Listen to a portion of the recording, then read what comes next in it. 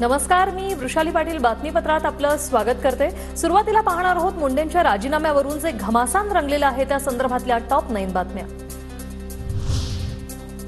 मी राजीनामा दिलेला नाही, मंत्री धनंजय मुंडेंची प्रतिक्रिया। राज्य मंत्रिमंडळ बैठकीसाठी मंत्रालयात दाखल होत असताना मुंडेंचं वक्तव्य। राजीनामा दिला अशी देखील एक बातमी। राजीनामा वगैरे दिलेला नाही। राजीनामा दिला अशी देखील एक बातमी। राजीनामा वगैरे दिलेला नाही।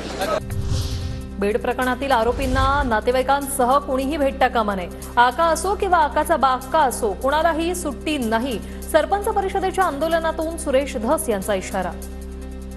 नातेवाईक मित्रमंडळी गेलेच नाही पाहिजे। आका असो, आकाचा आका असो, नाहीतर बाका असो, नाहीतर टाका असो। योग्य वेळी उत्तर देणार भाजप आमदार सुरेश धस यांच्याकडून होणाऱ्या आरोपांवर धनंजय मुंडेंची प्रतिक्रिया। तुमच्यावरती आरोप करतात आहेत सर, त्यांना प्रत्युत्तर मिळणार का? काही उत्तर होणार आहे का त्यांचं? योग्य वेळेला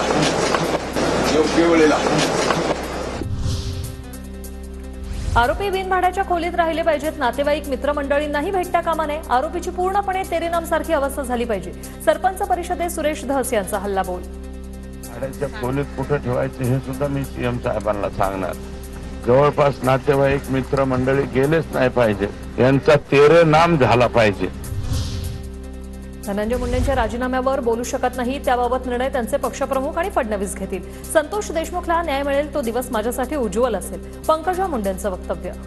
त्याच्यावर त्यांच्या पक्षाचे सर्वोच्च नेते आणि या राज्याचे सर्वोच्च नेतेच उत्तर देऊ शकतात। मी तर लहान आहे, प्रोटोकॉल वाईज। फडणवीस, अजितदादा, बीडचं राजकीय पर्यावरण लवकरच बदलतील। मंत्री पंकजा मुंडे यांचं सूचक वक्तव्य। बंधू धनंजय मुंडे यांच्या राजीनाम्यावर मात्र भाष्य करण्यास नकार। बीडचं राजकीय पर्यावरण जे झालं, प्रदूषण जे झाले ते सुधारण्यासाठी ते सुधारावं। अजित पवार यांनी सुधारतील आणि देवेंद्र फडणवीस हे सुधारतील। नैतिकतेच्या आधारावर सरकारने निर्णय घ्यावा। सुरेश धस सोळुंके मुंडेंचा राजीनामा मागतायत, तरीही राजीनामा का देत नाहीयेत याचं उत्तर मुख्यमंत्र्यांनी द्यायला हवं। धनंजय मुंडेंच्या राजीनाम्याच्या प्रश्नावर खासदार सुप्रिया सुळेंची प्रतिक्रिया।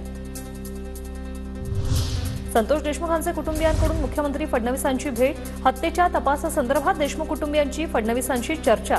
आमदार सुरेश धसही उपस्थित। महाराष्ट्रात गुन्हेगाराला माफी नाही, आरोपींना सोडणार नाही। मुख्यमंत्री देवेंद्र फडणवीसांचं देशमुख कुटुंबियांना आश्वासन।